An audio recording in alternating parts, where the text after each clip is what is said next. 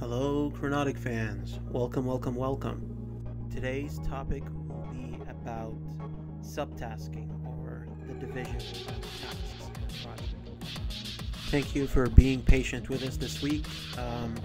Our last convention for Kronotiq that we attended was Orlando AFO, Anime Festival Orlando. So once again, we were a little bit delayed in the release of this episode, but I'm happy to say that the Kronotiq DevCast has landed its first guest and will be featured in next week's episode, hopefully. So look forward to that. Okay, dividing tasks, subtasking. Let's get down to it. First of all, what is subtasking exactly? Subtasking is the ability to break down large jobs or assignments, or tasks as one would call them, into smaller steps, basically, so that they are a lot more manageable and measurable as you complete each one to the next. Now, there are a lot of tools nowadays that can assist with subtasking, but we first have to talk about the logic and psychology behind them. We talked several times before about how to pace yourself, how to organize yourself when it comes to project management, especially your personal projects. We talked since day one, actually, about this regarding the mentalities that best suit your personal projects versus the ones that suit the work that you do for someone else.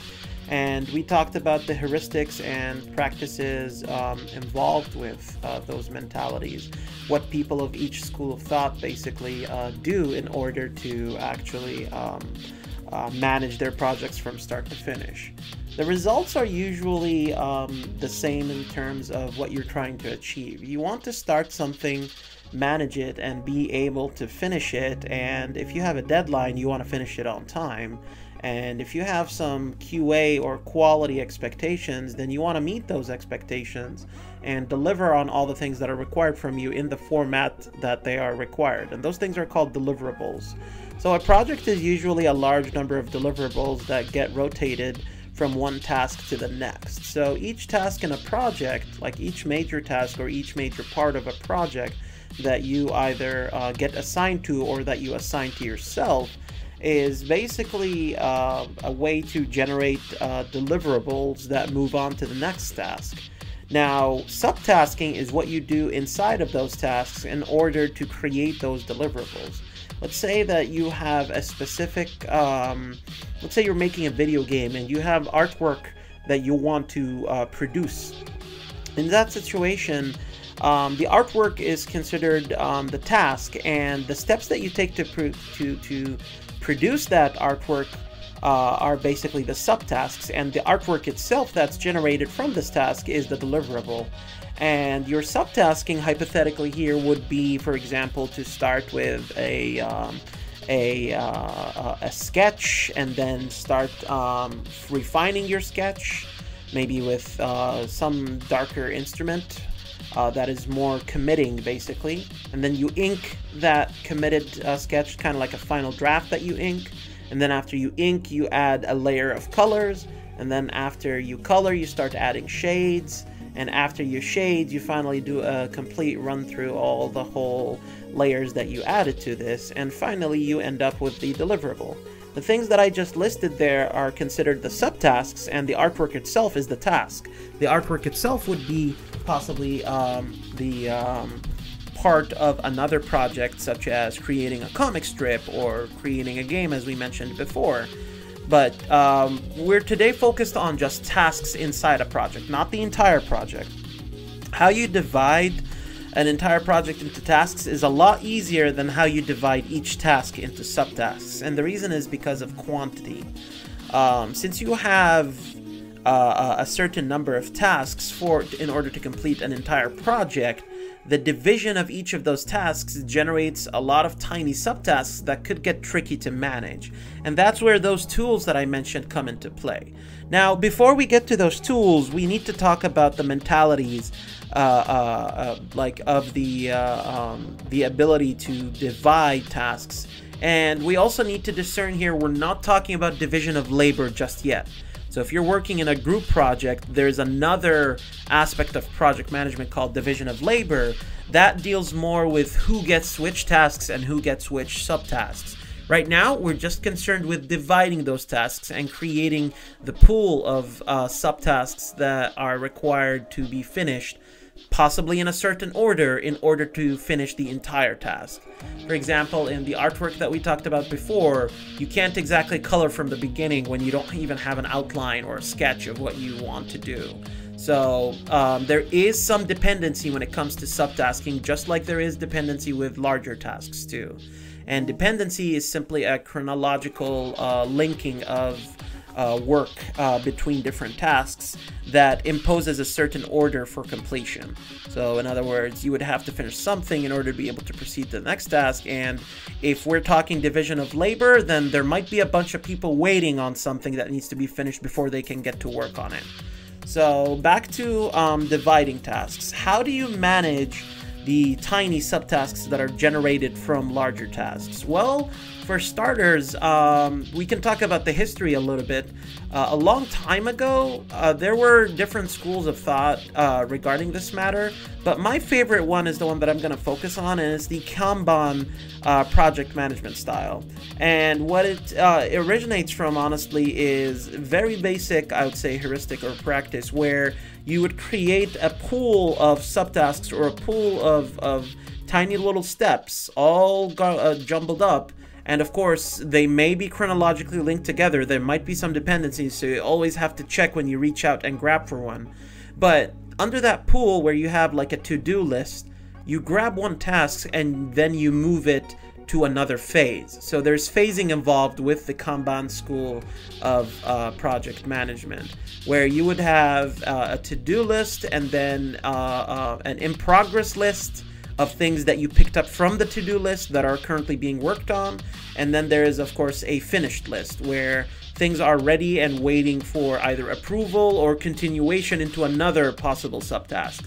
So the chronology thing depends a lot on the finished phase, the finished column. So I want you to imagine with me a whiteboard with like 2 lines on it that has 3 columns basically. So 2 lines that create a separation between 3 columns: to do, in progress, and done. And when you move tasks or when you move subtasks from one to the other, you are basically moving the entire project ahead, and you're definitely moving the task that you're trying to accomplish ahead. So the other method I'm not exactly too familiar with. I'm not really too keen on. I believe it's a little bit more complicated and it's a little bit more Western, if I'm not mistaken. And it's called Scrum-based project management. And honestly, I do believe that they're a little bit similar, Kanban and Scrum-based. But I do want to talk about one of the products that are based off of this. One of my favorite products that I always used is Agile Jira technology. Jira, J-I-R-A, is a tool that lets you use Kanban style or Scrum-based style project management in order to divide your tasks. And honestly, it's a very intuitive method for doing it, because once you create a project on them, it asks you how you want to manage your tasks in there. And when it does that, you have to pick a particular style for managing those tasks. And when you do, you're then given a way to divide those tasks intuitively from within the program or within the website into the subtasks that you want to manage from one phase to the next. And the phases that we talked about, to do, in progress, and finished, those are basically the phases that get your project on the go. So if you have these divisions already, if you have these columns, these phases listed out, theoretically you could do that physically on a whiteboard next to you. And practically you could also do it in the software itself. It doesn't matter how you organize it, as long as you have this clear mentality, this clear mindset of how you want to organize your work. Subtasking is very intuitive in the sense that when you grab a task, you just ask yourself, what does it take to finish this task? And even before that, how do I start? So the minute you find out how you start, that's your first subtask right there. And then how do you proceed until you finish? That's the list of the remaining subtasks. So really, it just gives birth to it. The list of subtasks gives birth to itself. You just ask yourself and continue investigating how to start and finish something that you may or may not already know how to finish. As long as that is a simple task that defines a certain aspect or part of your project, then you're good to go. Once you divide it into subtasks, you can then start knocking off each subtask using all the mentalities, I would say properties, tricks, and tips that we listed in all our previous episodes. So you apply everything that you learned before, coupled with research, of course, that we talked about, into a task that you've broken down into subtasks. You've created broad strokes, basically, for what you need to do for each subtask, and you're good to go. You can practically tackle anything as long as you have it listed out in front of you. And remember all the barriers and distractions on all sorts of things that we talked about before. You can refer to our previous episodes on our channel if you want to know how to deal with one barrier after the next. So from one subtask to the next and from one task to the next, you're practically going to be doing very similar things in terms of trying to overcome barriers that prevent you from finishing your subtask or your task. But aside from that, you're definitely good to go. You have your own roadmap now, and you have everything listed. We will be talking in the future, of course, about working with others using this mentality. But if you create your subtasks, they're not going to go anywhere. They're always going to stay in front of you until you finish them.